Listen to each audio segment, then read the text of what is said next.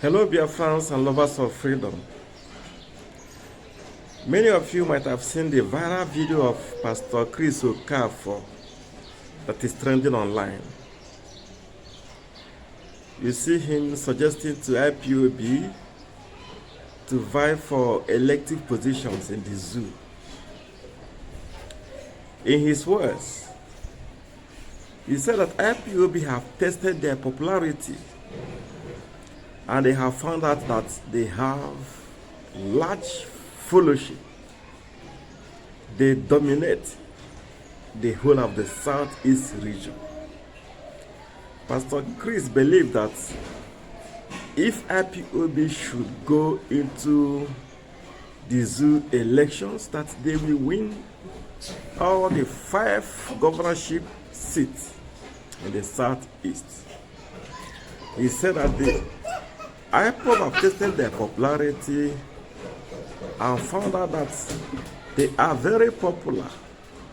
When they say sit at home, 99% of Biafrans must sit at home. That is very good, a good idea. And also know that people like Emekesri, Chinedu, they're also advocating for the same thing. But they forgot that this is zoo. It is unworkable, it is not possible, it's not going to happen. These are my reasons. 1, we all know that INEC, Independent Electoral Commission, is not independent. That election results are written. What you see people go to the ballot papers to do, ballot box to do, is not, it's just a camouflage. Elections are rigged in the zoo. And the one that happened recently is the one of Imo State, where before everyone else, Emeka Ihedioha of PDP clearly won the governorship position of Imo State.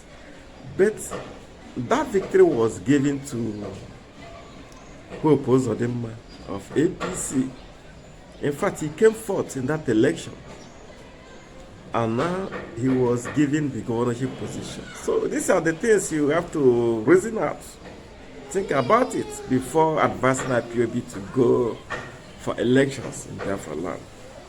The truth is this: if INEC is really independent, and if the zoo does not buy the right results, buy elections, and all those kind of things, yes, if Ipob should contest for election in the Southeast and South-South, automatically they are going to win. They must win. Because democracy is a game of numbers, and they have the numbers. But in this present circumstance, Ipob will win, but they will not be allowed. Yes. Because the result of this election will be written, and the man that they want to put there is who is going to sit on that position. That is number 1. Number 2, according to Chris, if every governor in the Southeast is Ipob, then Biafra has come. This is a total lie. If all the governors of the Southeast are Ipob members, that will not bring Biafra. Why? Because Nigeria is a unitary government. They operate a unitary government. Forget about what they keep on saying that it's a federation. It's not a federal system. So it is operating a unitary system of government. And no region can be able to go. This can only be possible if Nigeria is practicing physical or through federalism. That is the only way regional bodies, regional authorities can vote for a referendum. If Nigeria is practicing physical federalism, Biafra, that is Southeast region or Eastern region, cannot vote for a referendum. Yes. The Southwest can also vote for a referendum. But under this arrangement, under this current arrangement, such things is unthinkable. It's not going to happen. And now, another thing I want to point out is this idea of Southeast being Biafra. Southeast being Biafra. Biafra is not only Southeast. Biafra comprises of Southeast and South-South. But the press, especially the Yoruba press, they are trying to change the narrative. Whenever you read in the papers about it, they will keep mentioning Southeast. When they talk of Ipob, they keep mentioning Southeast. When they talk of Biafra, they keep mentioning Southeast. And I ask, what happened to South-South? Biafra is not only Southeast. Biafra comprises of South-South and Southeast. So when they keep on changing this narrative, it is left for us to correct the narrative. So this is my take. Advice from Pastor Chris Okafor is a welcome one, but it cannot work. It's unworkable.